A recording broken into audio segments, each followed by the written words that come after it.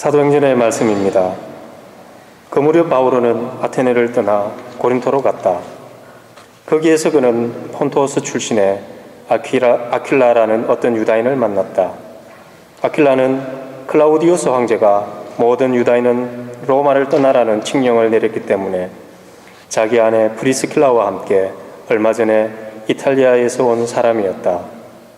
바오로가 그들을 찾아갔는데 마침 생업이 같아 그들과 함께 지내며 일을 하였다. 천막을 만드는 것이 그들의 생업이었다.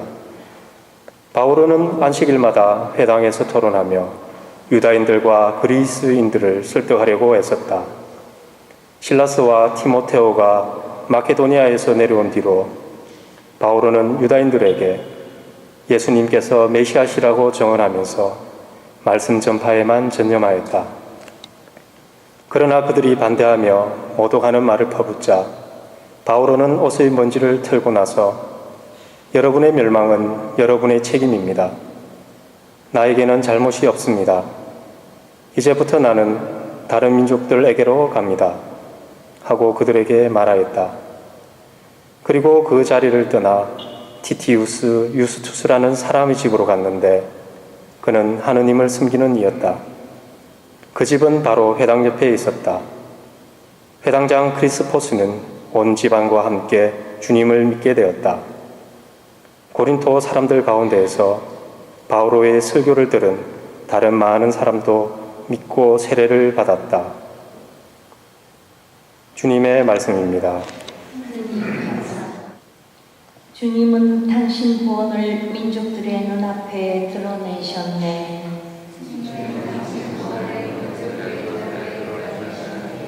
주님께 노래하여라. 새로운 노래. 그분이 기적들을 일으키셨네. 그분의 오른손이 거룩한 그 팔이 승리를 가져오셨네.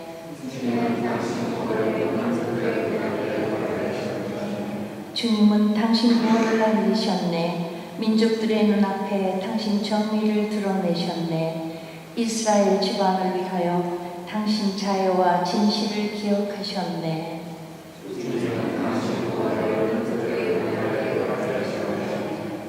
우리 하느님의 구원을 온 세상 땅끝마다 모두 보았네. 주님께 환송 올려라.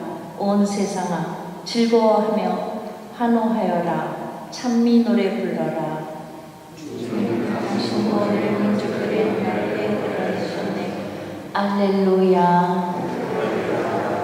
주님이 말씀하신다. 나는 너희를 고아로 버려두지 않고 다시 오리니 너희는 기뻐하리라. 알렐루야. 주님께서 여러분과 함께 요한이 전한 거룩한 복음입니다. 그때 예수님께서 제자들에게 말씀하셨다. 조금 있으면 너희는 나를 더 이상 보지 못할 것이다. 그러나 다시 조금 더 있으면 나를 보게 될 것이다. 그러자 제자들 가운데 몇 사람이 서로 말하였다. 조금 있으면 너희는 나를 보지 못할 것이다. 그러나 다시 조금 더 있으면 나를 보게 될 것이다. 또 내가 아버지께 가기 때문이다 하고 우리에게 말씀하시는데 그것이 무슨 뜻일까? 그들은 또 조금 있으면 이라고 말씀하시는데 그것이 무슨 뜻일까? 무슨 이야기를 하시는지 알 수가 없군 하고 말하였다. 예수님께서는 제자들이 묻고 싶어하는 것을 아시고 그들에게 이르셨다.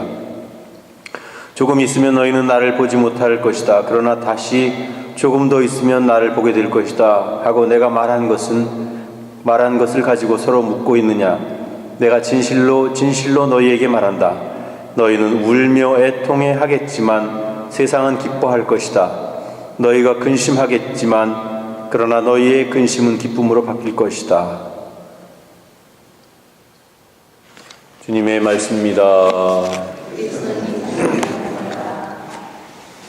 때로 예수님의 말씀은 정말 아리송할 때가 많습니다. 오늘 복음에도 보면 제자들에게 조금 있으면 나를 보지 못하게 되겠지만 조금 더 있으면 나를 다시 보게 될 것이다 하신 그 아리송한 예수님의 말씀에 제자들은 도무지 알아듣질 못하고 또 큰 혼란으로 서로 수군거리면서 그 뜻이 무엇인지를 궁금해하고 있습니다. 사실 제자들이 그럴 만도 하고 또 그것이 그렇게 쉽게 이해될 수 있는 것은 아니라고 생각을 합니다.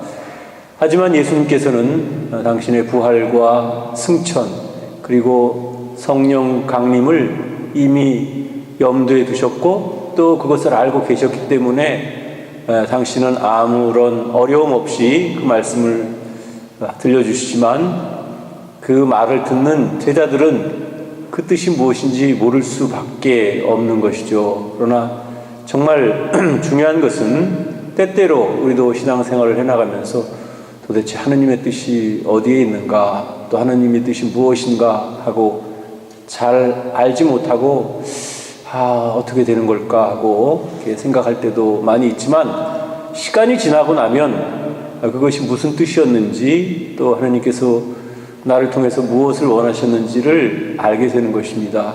중요한 것은 그 당장에 알아듣지 못한다 하더라도 그것을 잘 마음에 새기고 있으면 언젠가는 그 의미와 그 뜻을 깨달을 수 있게 된다는 것입니다. 우리 신앙인들도 마찬가지입니다. 우리가 잘 알지 못하고 또 당장 그 뜻이 무엇인지 모를 때 상당히 불안해하고 또 궁금해하지만 그러나 우리는 인내로서 기다리다 보면 그 뜻이 무엇인지 또 어떻게 해야 되는 것인지 우리가 잘 알 수 있게 될 것입니다. 신앙이라는 것은 결국 어떤 의미에서는 긴 기다림이라고 볼 수 있겠습니다. 당장 내가 다 그것을 깨닫고 다 알아들을 수는 없지만 그러나 시간을 두고 인내로 기다리다 보면 그것이 저절로 깨닫게 되고 또 밝혀지게 되는 것이라고 볼 수 있을 것 같습니다. 오늘 첫 번째 독서에 나온 바오로 사도는 아마 가장 극적인 삶의 변화를 가져온 그런 분 중에 한 분이라고 볼 수 있을 것입니다.